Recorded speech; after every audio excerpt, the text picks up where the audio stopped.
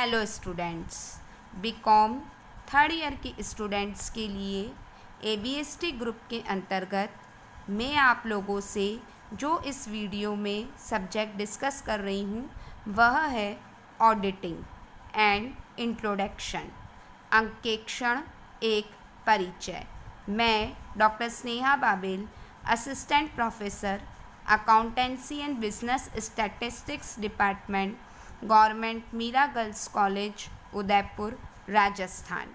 आज के मेरे इस वीडियो में स्टूडेंट्स आप नोट डाउन करेंगे जो हमारा विषय है अंकेक्षण, उसका संपूर्ण सिलेबस। 5 यूनिट में मोहनलाल सुखाड़िया यूनिवर्सिटी में ऑडिटिंग के पेपर को डिवाइड किया गया है, यानी कि जो टोटल सिलेबस है वो पूरा सिलेबस आपको 5 यूनिट्स में डिवाइडेड मिलेगा ऑडिटिंग के अंतर्गत। ऑडिटिंग के सिलेबस में सबसे पहले हम बात करेंगे यूनिट नंबर फर्स्ट में। स्टूडेंट्स, वर्ड आया है ऑडिट, अंकेक्षण।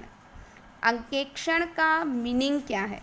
अंकेक्षण का अर्थ अकाउंट रिलेटेड जो ट्रांजेक्शन्स हैं, प्रयोगों के ऐसे टेस्ट से है जिसके फलस्वरूप एक ऑडिटर, अंकेक्षक यह रिपोर्ट दे सके कि बिज़नेस का प्रॉफिट एंड लॉस अकाउंट और बैलेंस शीट बिज़नेस की आर्थिक स्थिति का सत्य, संतोषप्रद एवं विश्वसनीय स्थिति प्रकट करते हैं।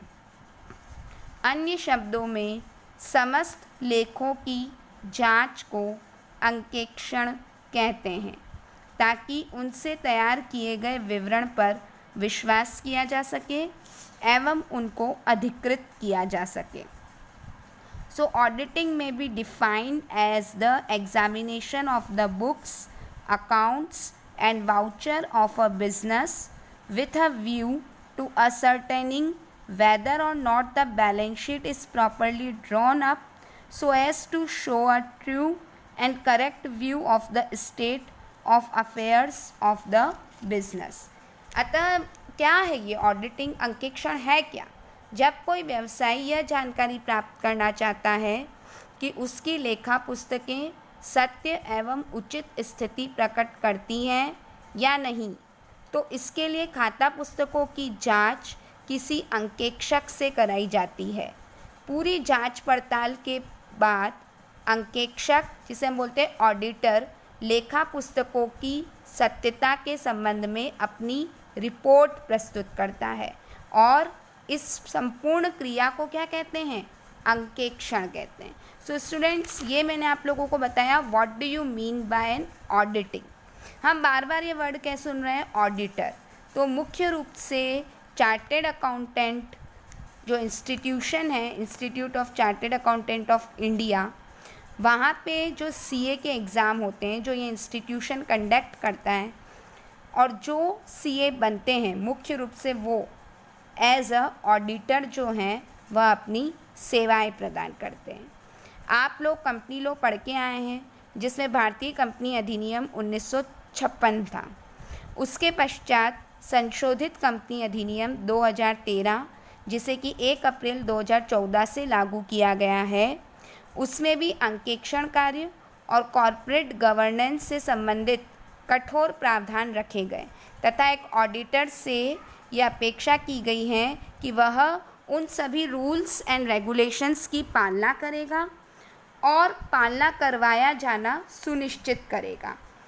तो ये जो है वह अंकेक्षण का कार्य कंपनी अधिनियम जब लागू हुआ सर्वप्रथम 1913 में, तभी से लागू होना माना जाता है और इस अधिनियम के अनुसार सार्वजनिक कंपनियों को अपने खातों का अंकेक्षण करवाना अनिवार्य कर दिया गया था।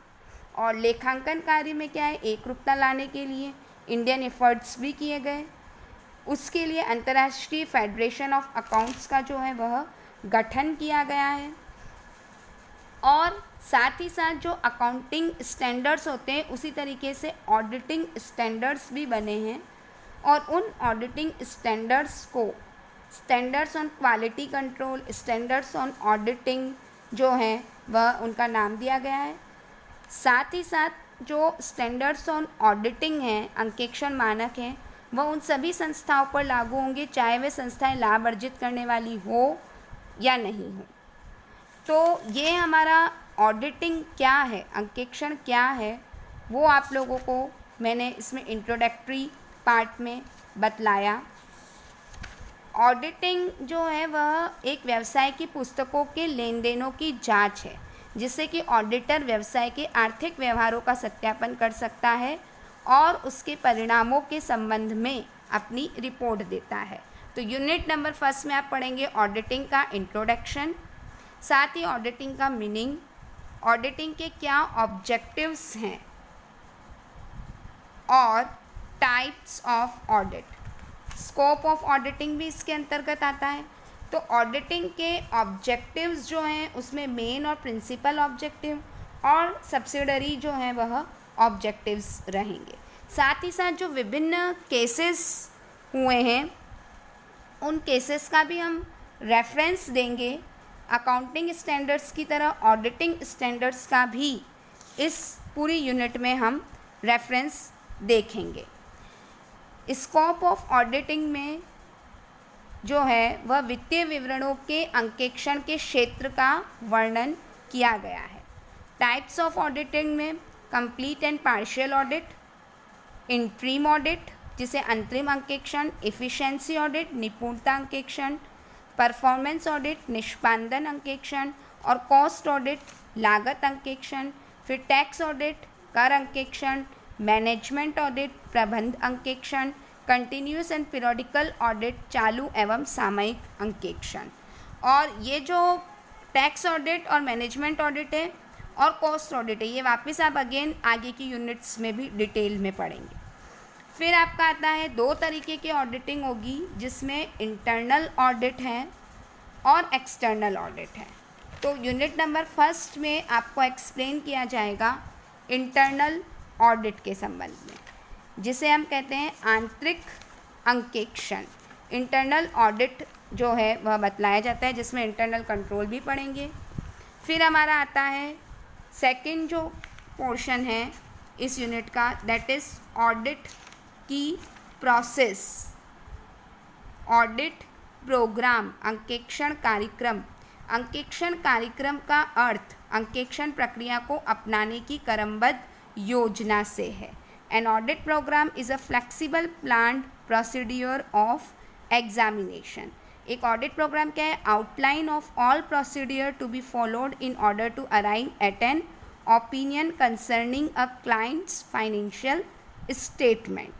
सो नियोक्ता के खातों का अंकेक्षण सुचारू रूप से एक निर्धारित अवधि में समाप्त करने हेतु कार्य में एकरूपता लाने के लिए और यह निर्णय करने के लिए कि अकाउंटिंग के सारे कार्य का अंकेक्षण हो जाए, ऑडिटर द्वारा एक प्रोग्राम बनाया जाता है जिसे ऑडिट प्रोग्राम कहते हैं। फिर audit and books, working papers and evidences, consideration for commencing an audit routine, checking and text checking. Auditing के प्रिंसिपल, प्रोसीड्यूर और टेक्निक्स पढ़ेंगे। Error and frauds in financial books इसके अंतर्गत आएगा। एडवांटेज और importance of auditing and limitations of auditing. Auditing की क्या क्या लिमिटेशन, क्योंकि ये पूरे इस जो पेपर है इसमें आप ये चीज़ पढ़ेंगे कि किसी भी चीज़ का ऑडिट हो जाने पर या कोई भी ऑडिटर ऑडिट कर लेने के पश्चात 100% शुद्धता की गारंटी नहीं देता है, वह सिर्फ केवल राय प्रकट करता है। इसलिए यह आवश्यक नहीं कि उसकी राय सदैव ही सही हो, क्योंकि वह भी मानव है और कभी कभी गलत भी हो सकता है। और ऑडिटिंग का हो जाने का मतलब ये नहीं कि वहाँ आपके एम्प्लॉय जो है वो 100% हॉनेस्टी के साथ काम कर रहे हैं, ये इस बात की गारंटी भी नहीं है। और सारे गबन और फ्रॉड्स को ढूंढना असंभव होता है। तो ऑडिटिंग को एक विलासिता के रूप में भी देखा जाता है। इसके लग्जरी पक्ष और विपक्ष जो हैं वह दोनों पॉइंट देखने को मिलते हैं। अंकेक्षण कोई जांच नहीं है। ऑडिट इज़ नॉट एन जांच नहीं है, इसका उद्देश्य त्रुटियों का पता लगाना नहीं।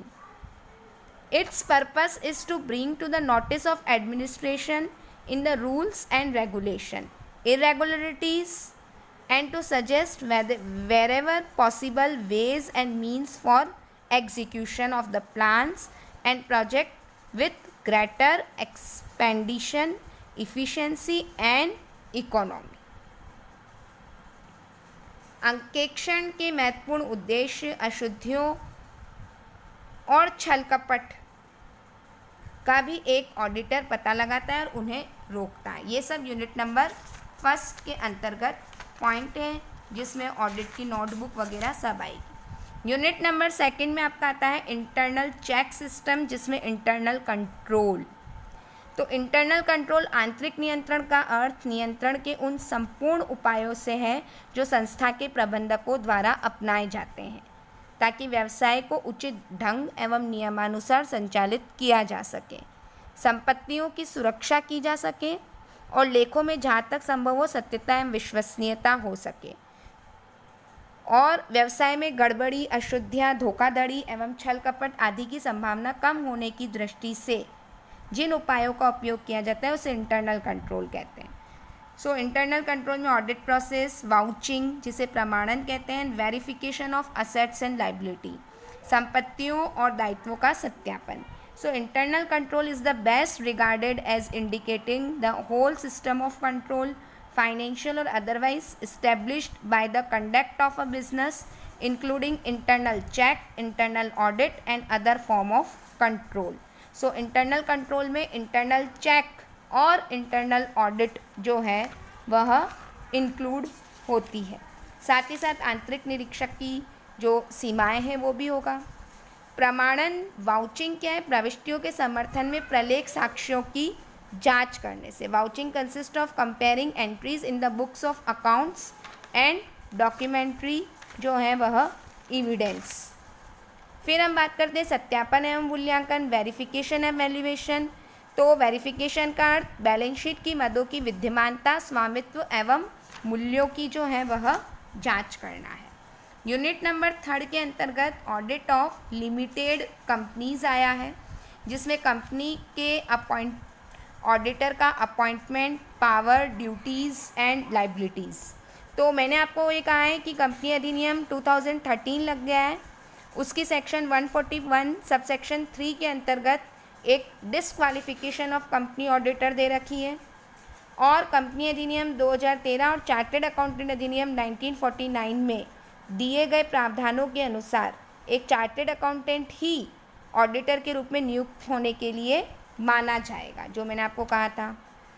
फिर उसके बाद में कंपनी के संचालकों द्वारा नियुक्ति होती है, और धारा 141(1) और 2 कंपनी अधिनियम के अनुसार एक योग्य अंकेक्षक को ही कंपनी का वैधानिक अंकेक्षक नियुक्त किया जाना चाहिए, और उसी के साथ कंपनी अंकेक्षकों का हटाया जाएगा, उसका रेम्यूनरेशन सेक्शन 142 के अंतर्गत होगा, और उसके जो जो अधिकार हैं वह सेक्शन 143, और कंपनी अंकेक्षक के कर्तव्य जो है 143 सबसेक्शन 1 के अंतर्गत, सबसेक्शन 2 के अंतर्गत, चार्टेड अकाउंटेंट अधिनियम के अंतर्गत और न्यायालय के निर्णयों के अनुसार। क्योंकि दो बातें स्टूडेंट्स आप इस पूरे पेपर में ध्यान रखेंगे ऑडिटिंग में कि एक अंकेक्षक रखवाली करने वाले कुत्ते के समान है, शिकारी कुत्ते के समान नहीं।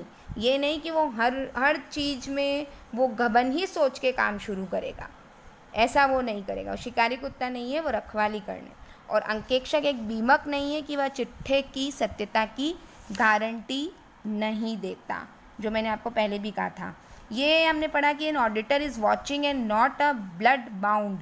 ये कथन किंगस्टन कॉटन मिल्स का जो केस था 1886 में, और न्यायाधीश लोप्स ने जो है वह इसका प्रयोग किया था। और an auditor is not bound to be detective or is was set to approach his work with suspension or with a foregone conclusion that there is something wrong. He is watch dog but not a blood hound. तो Kingston cotton mills भी हम इसमें discuss करेंगे। साथ ही साथ an auditor is not a insurer, he does not guarantee correctness of the balance sheet. फिर इसमें audit of educational institution, insurance company, banking companies भी आएंगी। इम्पॉर्टेंट पार्ट जो इसमें है वो ये है ऑडिटर्स रिपोर्ट। ऑडिटर की जो रिपोर्ट होगी वह दो तरीके से होती है। अंकेक्षण जो प्रतिवेदन है वह दो तरीके का होता है, स्वच्छ और मर्यादित, क्लीन एंड क्वालिफाइड। स्वच्छ में क्या होगा, क्लीन में ऐसे प्रतिवेदन से जिसमें अंकेक्षक द्वारा किसी प्रकार की अनियमितता, त्रुटि, संदेह, शिकायत, उल्लेख नहीं किया जाता है। और क्वालिफाइड मर्यादित में अंकेक्षक को किसी मद विशेष या मदों के बारे में कुछ आपत्तियां होती है तो वित्तीय विवरणों की सत्यता एवं औचित्य के बारे में साफ सुथरा प्रतिवेदन प्रस्तुत नहीं करता है, वो मर्यादाएं जो हैं वह दिखलाता है। ये सबसे इम्पॉर्टेंट पार्ट है उसकी रिपोर्ट। फिर unit 4 investigation audit of non profit companies, उसमें दो हैं, where fraud is suspected, where are running a business is proposed. Investigation से ये रिलेटेड है जिसमें कि नॉन प्रॉफिट जो कंपनीज़ हैं उसका होता है। और इसमें दो बात दे रखी है कि जब फ्रॉड जो है वह सस्पेक्टेड हो, और दूसरा ये है कि running a business is proposed. So अनुसंधान की प्रकृति सामान्य या गहन, फिर कंपलसरी और ऑप्शनल, इंटरनल और एक्सटर्नल जो है वह हो सकती है। और साथ ही साथ अनुसंधान या अन्वेषण शब्द का अर्थ व्यवसाय के लेखों की किसी विशेष उद्देश्य से की गई जांच से है। यूनिट नंबर 1 में रिसेंट ट्रेंडेड इन ऑडिटिंग, उसमें nature and significance of cost audit, cost audit जिसे हम बोलते हैं लागत अंकेक्षण। फिर उसके बाद में आता है टैक्स ऑडिट, कर अंकेक्षण, और मैनेजमेंट ऑडिट, प्रबंध अंकेक्षण। लागत अंकेक्षण का अर्थ लागत लेखों एवं उससे संबंधित अभिलेखों की जांच करने से। टैक्स ऑडिट का अर्थ आय की जांच, व्ययों एवं विशेष प्रकार की कटौतियां और कर मुक्तियों के दावों की जांच से। मैनेजमेंट ऑडिट का तात्पर्य संस्था या संगठन में प्रबंधकों द्वारा किए गए कार्यों के मूल्यांकन से है। और साथ ही साथ ऑडिटिंग स्टैंडर्ड भी यूनिट आपके 5th में आता है, जिसे SA स्टैंडर्ड्स ऑन ऑडिटिंग जो है हम कहते हैं। साथ ही साथ standards on related services SRS, SQC standard on quality control, गुणवत्ता नियंत्रण पर मानक, स्टैंडर्ड ऑन रिव्यू एंगेजमेंट, समीक्षा कार्यक्रमों का मानक। Today's assignment for you student, चूँकि ये एक पैंडेमिक सिचुएशन है जिसमें आप और हम सभी जने डील कर रहे हैं, मैं ये होप करती हूँ कि आप सभी अपने घर सेफ़ होंगे, हेल्दी होंगे, साथ ही साथ आप सभी सुरक्षा का ध्यान रखते हुए अपनी स्टडी पर भी प्रॉपर ध्यान दे रहे होंगे। तो आज से आप अपनी ऑडिटिंग का एक सेपरेट रजिस्टर बना लीजिए सब्जेक्ट का, और जो मैंने आपको आज सिलेबस इंट्रोडक्टरी पार्ट के रूप में समझाया है उस सिलेबस को आप नोट डाउन करें। तो ये आपका आज का असाइनमेंट है। और नेक्स्ट जो मेरा वीडियो आएगा उसमें मैं आपका ऑडिटिंग का इंट्रोडक्टरी पार्ट है उसकी जो डेफिनेशंस हैं वो मैं डिस्कस करूँगी। So student, stay safe, stay healthy, और साथ ही साथ do your work and do your study properly. Thank you.